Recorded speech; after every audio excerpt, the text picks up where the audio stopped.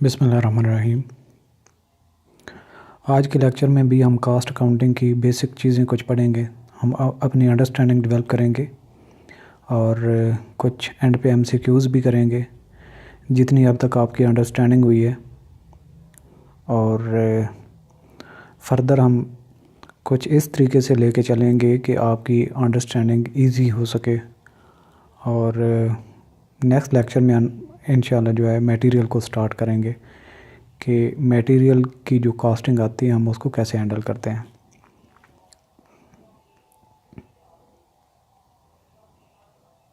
हमने कुछ इसमें से टर्म्स पहले पढ़ी भी हैं और मैंने ज़रूरी समझा है कि उनको फिर से एक दफ़ा रिवीजन कर भी लें। कॉस्ट सेंटर है। कॉस्ट सेंटर किसी भी ऑर्गेनाइजेशन की ऐसी डिपार्टमेंट होती है जो कॉस्ट इंकर करती है, खुद कुछ चीज़ें परचेज़ करती है, वहाँ की लेबर होती है और एफओएच की कास्ट वगैरह होती है। जो सेंटर या डिपार्टमेंट या ऑफिस खुद कास्ट इंकर करता है उसको कास्ट सेंटर कहते हैं। जब एज अ होल पूरी डिपार्टमेंट या पूरी ऑर्गेनाइजेशन की कास्ट कैलकुलेट की जाएगी तो जो जो डिपार्टमेंट्स जो कास्ट सेंटर होंगे उन सब से डाटा इकट्ठा किया जाएगा कि आप बताएं कि आपने अब तक कितनी कास्ट इनकर की है। तो फ़र्ज़ किया 10 यूनिट्स ऐसी होती हैं जो कास्ट इनकर करने के ऑथराइज्ड होते हैं। तो अगर डिपार्टमेंट या ओवरऑल ऑर्गेनाइजेशन को अपनी कास्टिंग करनी हो और ये बताना हो कि हमने किसी पीरियड में कितनी कास्ट इनकर की, तो जितने भी वो कास्ट सेंटर होंगे उनसे डाटा इकट्ठा करके आप कास्ट एक्यूमुलेट कर सकते हैं कि एंटिटी ने इस पीरियड में इतनी कास्ट इनकर की। Cost centre is a location where costs are incurred and may or may not be attributed to cost units। अब कास्ट यूनिट का मतलब ये है कि अगर उसकी अपना इंडिपेंडेंट आउटपुट है तो वो जितनी कास्ट इंकर करेगी उस पर स्प्रेड कर देगी। और अगर वो अपनी प्रोडक्ट नहीं बना रही बल्कि एक ऑर्गेनाइजेशन के सिर्फ एक सेगमेंट में काम कर रही है, यानी उसके पास इनपुट आता है, उस पर वर्किंग करते हैं और फर्दर अगली डिपार्टमेंट में भेज देते हैं, तो वो कास्ट यूनिट्स पे अप्लाई नहीं करेगी। इसकी एग्जांपल्स हैं वर्कशॉप इन मैन्युफैक्चरिंग कंसर्न। एक मैन्युफैक्चरिंग कंसर्न है, उसमें जो वर्कशॉप होगी वो भी कास्ट सेंटर है क्योंकि वहाँ पे काम हो रहा है। ऑटो सर्विस डिपार्टमेंट, अगर ऑटो सर्विस डिपार्टमेंट है तो उसको भी कास्ट इनकर हो रही है। इसके अलावा इलेक्ट्रिकल सर्विस डिपार्टमेंट है तो इलेक्ट्रिकल सर्विस डिपार्टमेंट में भी जितनी इलेक्ट्रिक का काम हो रहा है या इलेक्ट्रिकल सर्विसेज वो रेंडर कर रही है तो उस पर जितनी लागत आएगी वो कास्ट उसको अकाउंट फॉर करेगी। इसके अलावा पैकेजिंग डिपार्टमेंट है, वो पैकेजिंग करती है और उसके लिए जितना मटेरियल वगैरह ज़रूरत होती है वो मंगवा के उस पर अप्लाई करती है, तो वो भी पैकेजिंग डिपार्टमेंट भी कास्ट सेंटर होगा। और इसके बाद जेनिटोरियल सर्विस डिपार्टमेंट यानी कि सफाई सुथराई करने वाली डिपार्टमेंट जो क्लीनिंग वगैरह मेंटेन करती है, तो उनको भी मटेरियल चाहिए होता है, वो भी कास्ट इनकर करते हैं और उसको अकाउंट फॉर करते हैं। नेक्स्ट है रेवेन्यू सेंटर। जिस तरीके से एक डिपार्टमेंट होती है, ऑर्गेनाइजेशन को अगर मुख्तलिफ डिपार्टमेंट में तकसीम कर दिया जाए, यूनिट्स में तकसीम कर दिया जाए, तो जैसे वो खुद परचेज़ करके मटेरियल कास्ट इंकर होती है, लेबर खुद मंगवा के उस पर काम करवाती है, मशीनरी उनके पास होती है, उस पर वर्किंग करते हैं। इस तरीके से कुछ डिपार्टमेंट्स ऐसी होती हैं जो खुद से रेवेन्यू भी जनरेट करती हैं, यानी कि वो मजाज होती हैं कि वो जितनी प्रोडक्शन करें उसको सेल करें। तो अगर वो उनके पास ऑथराइजेशन हो सेल्स करने की तो उसको हम रेवेन्यू सेंटर भी कहेंगे क्योंकि वो सेल्स भी करती है और उसके पास रेवेन्यूज भी कलेक्ट होते हैं। It is part of the entity that earns sales revenue, यानी कि वो सेल करती है और रेवेन्यू कलेक्ट करती है। It's manager is responsible for the revenue earned, और उसके मैनेजर की जिम्मेदारी होती है और कि वो कितनी कास्ट इनकर करता है, कितने रेवेन्यूज़ कलेक्ट करता है। Not for the cost of operation, वो सिर्फ कॉस्ट ऑफ ऑपरेशन के लिए नहीं बल्कि सेल्स के लिए भी करता है। तो सेल डिपार्टमेंट और फैक्ट्री आउटलेट जितने होते हैं ये रेवेन्यू सेंटर की एग्जांपल्स हैं। इसके बाद है प्रॉफिट सेंटर। जैसे वो एक ऐसी डिपार्टमेंट होती है कुछ सिर्फ और सिर्फ रेवेन्यू कलेक्ट कर सकती हैं, यानी कि वो प्रोडक्शन नहीं करती, सिर्फ वो सेल करती हैं, तो वो रेवेन्यू सेंटर हो जाता है। अगर कोई ऐसी यूनिट या ऐसी डिपार्टमेंट का हिस्सा जो सिर्फ कास्ट इंकर करता है उसको कास्ट सेंटर कहेंगे। अब अगर दोनों फंक्शन एक डिपार्टमेंट में इकट्ठे हो जाएं, यानी कि वो कास्ट भी इंकर कर रहे हैं और रेवेन्यू भी कलेक्ट कर रहे हैं, तो उनका दोनों का जितना डिफरेंस होगा, यानी कि रेवेन्यू माइनस कास्ट, तो जो बचेगा दरमियान में वो उनका प्रॉफिट होगा। तो इस तरह के डिपार्टमेंट जिसके पास सेल करने का भी हक है, राइट्स हैं, और प्रोडक्शन और कास्ट इंकर करने का भी राइट है, और वो सेल करने के बाद जब कास्ट माइनस कर लेती है तो जो बच जाता है उसको प्रॉफिट कहते हैं, और इसी डिपार्टमेंट को प्रॉफिट सेंटर कहते हैं। और उस प्रॉफिट सेंटर में दोनों चीज़ों का होना ज़रूरी है। Profit centre is a section of an organisation that is responsible for producing profit. तो प्रॉफिट वो अर्न करने का राइट होता है उसके पास और करता है। एग्जांपल इसकी है ब्रांच भी है या कोई डिवीज़न है। अगर एक बड़ी डिपार्टमेंट को मुख्तलिफ उसकी ब्रांचेज या डिपार्टमेंट या डिवीज़न बना दी जाए, तो हर एक डिवीज़न और ब्रांच जो है, जो कास्ट भी इंकर कर रही है और रेवेन्यू भी कलेक्ट कर रही है, उसको प्रॉफिट सेंटर कहेंगे। इसके बाद है इन्वेस्टमेंट सेंटर। अब मुख्तलिफ सेक्शन के पास, मुख्तलिफ यूनिट्स के पास मुख्तलिफ पावर्स होती हैं। अब अगर किसी के पास कास्ट इनकर करने की भी कास्ट सेंटर भी वो है, रेवेन्यू सेंटर भी वो है, प्रॉफिट सेंटर भी है, अब फर्दर एक और आ जाता है कि इन्वेस्टमेंट सेंटर। इन्वेस्टमेंट सेंटर का मतलब वो है कि किसी भी ऑर्गेनाइजेशन की वो डिपार्टमेंट जिसके पास अगर फंड्स अवेलेबल हों सेल करने के बाद, कास्ट इनकर के बाद उनके पास प्रॉफिट बच जाता है, तो वो बजाय इसके कि बैंक में सिर्फ रख दें, उनके पास ये राइट दे दिया जाए कि आप इसको जहाँ पे प्रॉफिट ज़्यादा अर्न कर सकते हैं, आप इन्वेस्टमेंट भी कर सकते हैं। तो इस तरह का जो सेंटर जिसके पास ये पावर हो कि उसने इन्वेस्टमेंट भी करनी है अपने फंड्स को, उसको हम इन्वेस्टमेंट सेंटर कहेंगे। An investment centre is a segment और a profit center where the manager has significant degree of control over his division's investment policies। Example branch और डिवीजन भी जिसके पास राइट हो इन्वेस्टमेंट करने का, उसको इन्वेस्टमेंट सेंटर कहेंगे। नेक्स्ट आता है कि जी रेलिवेंट कास्ट। रेलिवेंट कास्ट और इररेलिवेंट कास्ट, इन दोनों को मैं एक ही साथ आपको समझा देता हूँ। Relevant cost is which changes with a change in decision, these are future costs that affect the current management decision। अब फर्ज किया आपने एक जगह खरीदी और आपने ये सोचा कि यहाँ पे आप कोई भी यूनिट प्रोड्यूस करना चाहते हैं।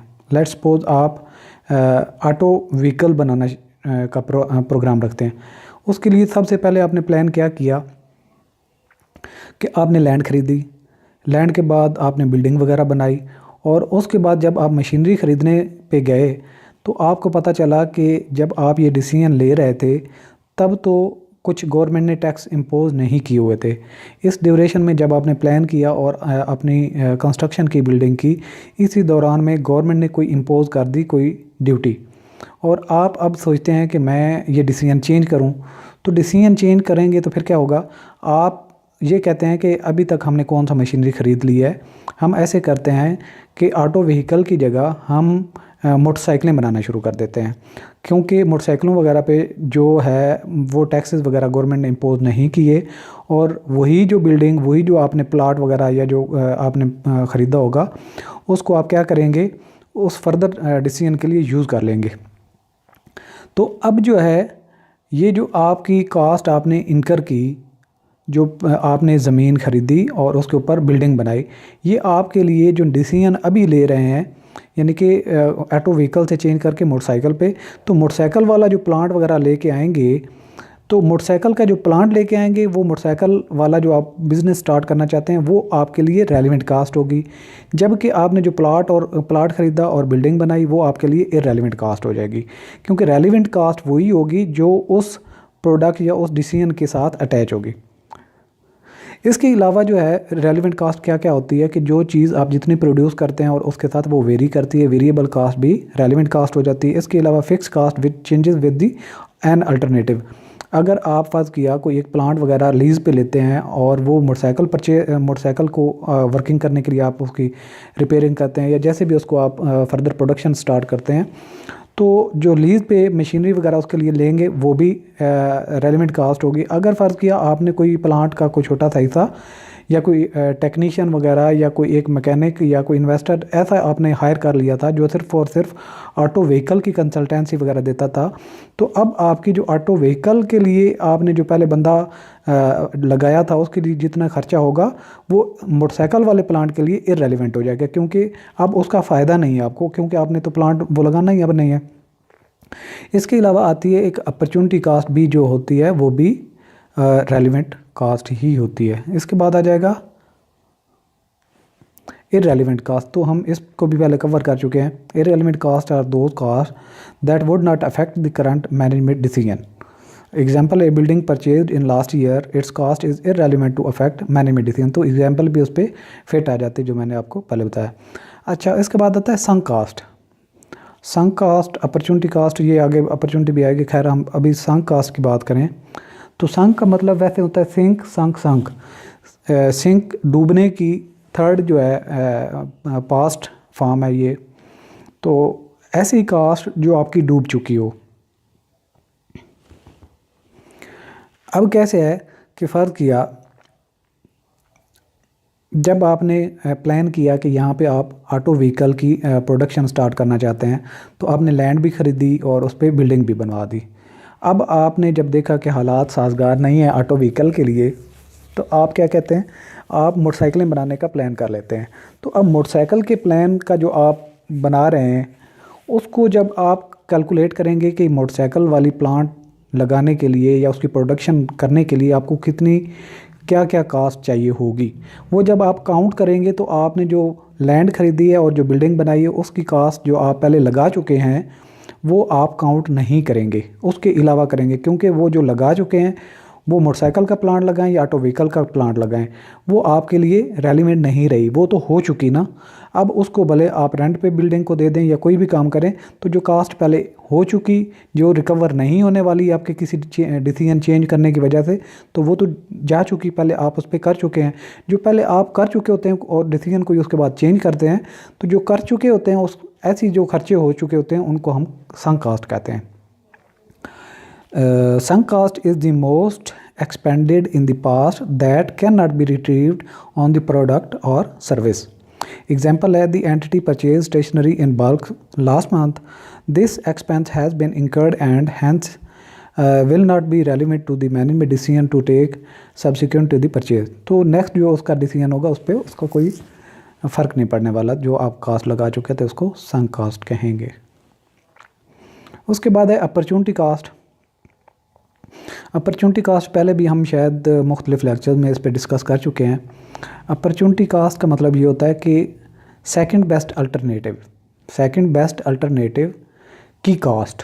फ़र्ज़ किया एक आपके पास है 10 लाख रुपीज़, 10 लाख रुपीज़ आपके पास हैं बिल्कुल, और आपके पास ऑप्शन है आप अपने किसी प्रोजेक्ट में इन्वेस्टमेंट कर लें और नया कोई कारोबार स्टार्ट कर दें, या आप उसको बैंक में रखें और बैंक फ़र्ज़ की आपको मार्कअप देता है 10%, आप बैंक से 10% ले लें। अब आप सोच विचार में हैं कि मैं क्या करूं।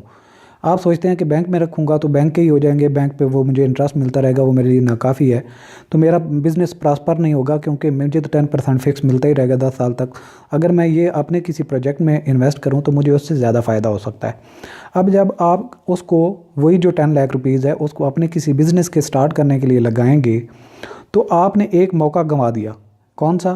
कि अगर इन पैसों को आप बैंक में रखते तो हो सकता है कि आपको सालाना 1 लाख मिल रहा होता। तो आपने जो बिज़नेस में पैसे लगा दिए और उस कास्ट को आपने, मतलब जो आपको फ़ायदा होने वाला था उसको जाने दिया, तो वो जो फ़ायदा जाने दिया, जो अपॉर्चुनिटी आपने लूज़ कर दी, एक मौका था जिसको आपने जाने दिया, उसकी जो कास्ट होगी उसको अपॉर्चुनिटी कास्ट कहते हैं। Opportunity cost is the value of the benefit sacrificed in favour of an alternative, यानी आप उसको छोड़ के दूसरा ऑप्शन अवेल कर लेते हैं। एग्जाम्पल इज़ कि an investor invests in stock exchange, he foregoes the opportunity to invest further in his hotel. The profit which the investor will be getting from the hotel is opportunity cost. इसके अलावा product cast है कि जो आप चीज़ बनाते हैं, let's suppose हमने plant जो लगाया था जिसमें हमने मोटरसाइकिलें बनाना शुरू की थी, तो मोटरसाइकिल एक बनाने पे जितनी कॉस्ट आप इनकर करेंगे उसको प्रोडक्ट कास्ट कहेंगे। Product cost is a cost that is incurred in producing goods and services.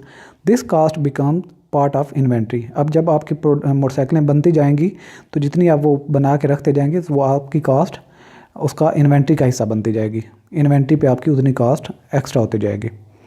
आगे आते हैं example, direct material, direct labour and factory overhead cost की जितने भी आपके होते हैं ये प्रोडक्ट कास्ट होते हैं।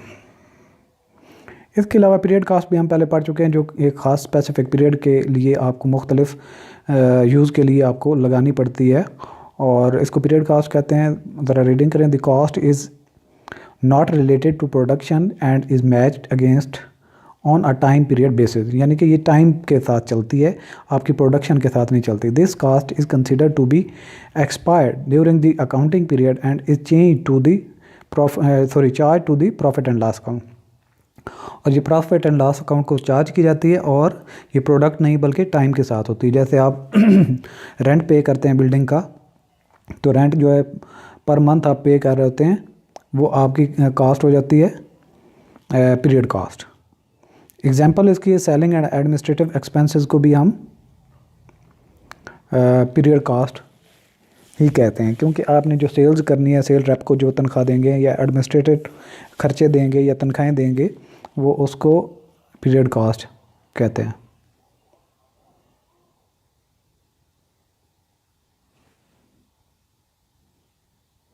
इसके बाद आती है हिस्टोरिकल कास्ट। हिस्टोरिकल कास्ट वो होती है जो आपको जो पहले आप लगा चुके होते हैं या कि ऐसी प्रोडक्ट जो आपने पहले भी ख़रीदी थी लेकिन उस पर भी कोई कास्ट आई थी। आपने फ़र्ज़ किया 5 साल पहले मशीनरी कोई ख़रीदी थी, तो मशीनरी पे जितनी कास्ट आपने इनकर की थी तो वो आपकी हिस्टोरिकल कास्ट बन जाएगी, यानी कि वो कास्ट जो अब तारीख़ बन चुकी है, हिस्ट्री बन चुकी है। It is the cost which is incurred at the time of entering into a transaction. This cost is verifiable through invoices, agreements. Historical cost is an actual cost that is borne at the time of purchase. जब आपने कोई चीज़ purchase की होती है तब जो आप खर्चा करते हैं उसको हिस्टोरिकल कास्ट कहते हैं। एग्जाम्पल इसकी है, building purchase for ₹4 lakh has market value of ₹10 lakh, its historical cost is ₹4 lakh. तो जब आपने ख़रीदी थी वो 4 लाख की ख़रीदी थी और अब मार्केट वैल्यू उसकी अगर अब बेचें तो 10 लाख की है, तो इन दोनों में से कौन सी कास्ट हिस्टोरिकल होगी? वो कास्ट जो आपने पहले ख़रीदते वक्त लगाई थी जो कि 4 लाख है। इसके बाद standard cost. Standard cost is the predetermined cost of the units. इसमें आपने स्टैंडर्ड एक मेंटेन किया होता है। फ़र्ज़ किया आपका प्लांट सही तरीके से सही एक लेवल पे चले तो वो जितनी प्रोडक्शन आपको करेगा, तो उस प्रोडक्शन की आप अगर कास्टिंग करें तो आप अंदाज़ा लगा सकते हैं कि मटेरियल इतने का लगेगा, अगर लेबर इतने की, और फैक्ट्री ओवरहेड इस पे अगर एक्सपेंडिचर आए तो एक यूनिट के इतनी प्राइस बनती। तो जितनी वो फिक्स आप कर लें, मुख्तलिफ़ चीज़ों को मतलब आप मुख्तलिफ़ तरीके से आप प्रैक्टिस करते रहते हैं और अल्टीमेटली आप एक नतीजे पे पहुंच जाते हैं कि एक चीज़ बनाने में आपको इतना खर्चा आता है। वो आप जो फिक्स कर लेते हैं या स्टैंडर्ड बना लेते हैं उसको कहते हैं standard cost. Standard cost is a predetermined cost of the units. Example इसकी है, standard cost for the unit product A is set to at ₹30, it is compared with actual cost incurred for control purpose. तो आप जितनी actually cast करते हैं उनकी basis पे आप डिसाइड करते हैं कि आपकी प्रोडक्ट की कितनी स्टैंडर्ड कास्ट है। इसके बाद कुछ इम्प्लिसिट कास्ट होती है और कुछ एक्सप्लिसिट कास्ट होती है। इम्प्लिसिट वो होती है जो अप्लाई हुई होती है लेकिन नज़र नहीं आ रही होती है, और एक्सप्लिसिट ये होती है जिसको आप देख सकते हैं, आपको पता चल रहा होता है कि ये कास्ट है। इम्प्लिसिट को पहले पढ़ते हैं। Implicit cost imposed on a firm include cost when it forgoes an alternative action but does not make a physical payment. Such costs are related to the foregone benefits of any single transaction and occurs when a firm uses its own capital, जब वो अपना capital use कर रही होती है, या usage it's on time and financial resources use कर रही होती है। तो अब जो आपने अपॉर्चुनिटी कास्ट पढ़ी थी वो ही इम्प्लिसिट कास्ट होती है, मतलब आपको नज़र नहीं आ रही होती लेकिन एक होता है फ़ायदा जिसको आप जाने देते हैं, तो वो आपको कास्ट पड़ती ज़रूर है।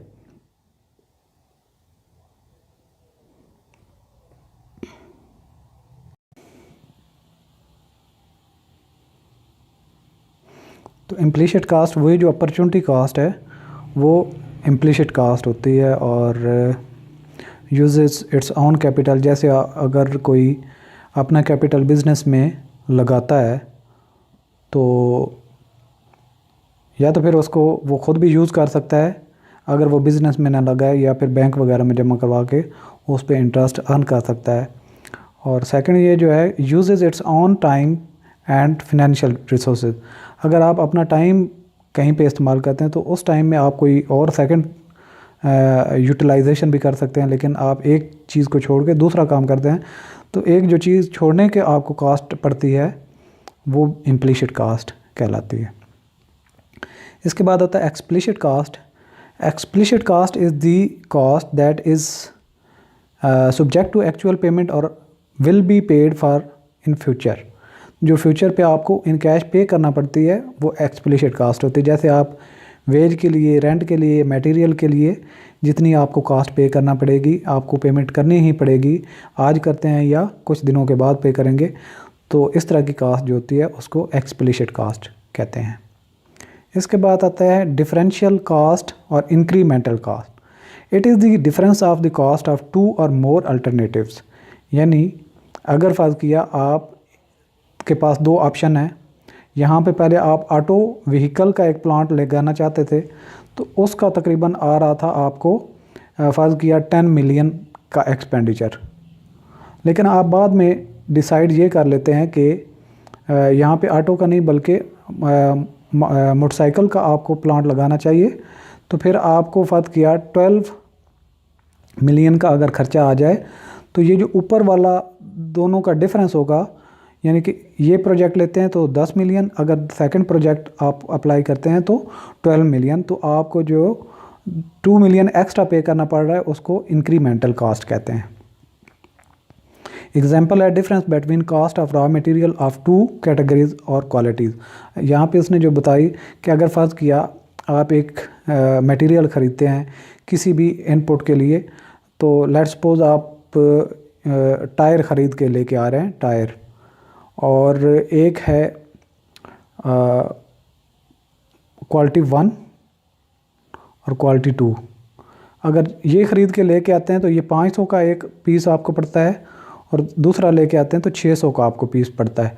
तो ये जो इन दोनों का डिफरेंस है 100 का, ये आपके लिए इंक्रीमेंटल कास्ट हो जाएगी। इसके बाद है कास्टिंग सिस्टम, कि आप कौन सा कास्टिंग मेथड लगाते हैं किसी चीज़ की, किसी प्रोडक्ट की कास्ट कैलकुलेट करते हुए। The measurement of cost of a product और service is called costing, however it is not a recommended terminology. मतलब ये टर्मिनोलॉजी नहीं, लेकिन आप कास्टिंग सिस्टम होता है जिसमें हम process casting, job order casting या बैच कास्टिंग वगैरह के मेथड वो आगे जाके हम अप्लाई भी करेंगे और सीखेंगे भी। अब आ जाते हैं MCQs, उस पर हम अभी ज़रा कुछ अंडरस्टैंडिंग अगर आपकी हुई है तो ज़रा इनको प्रैक्टिस करने की कोशिश करते हैं। क्वेश्चन नंबर 1 है the main purpose of the cost accounting is to. Cost accounting का मेन मकसद क्या है? ऑप्शन में से आपने एक करना है, maximise profit, help in inventory valuation, C provide information to management for decision making, D aid in the fixation of selling price.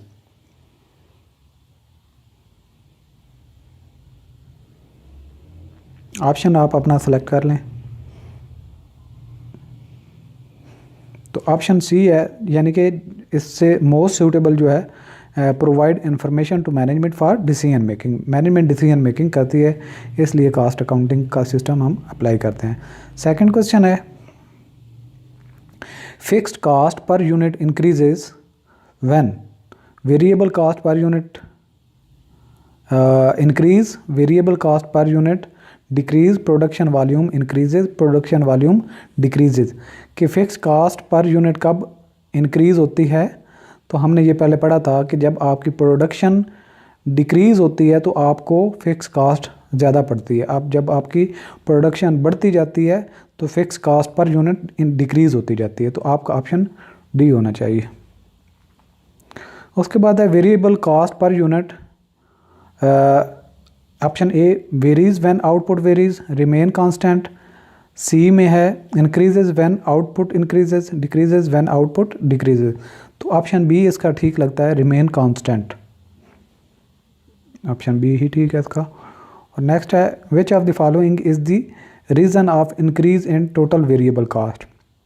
कि जो फॉलोइंग वजूहत दी गई हैं किस वजह से वेरिएबल कास्ट बढ़ती है।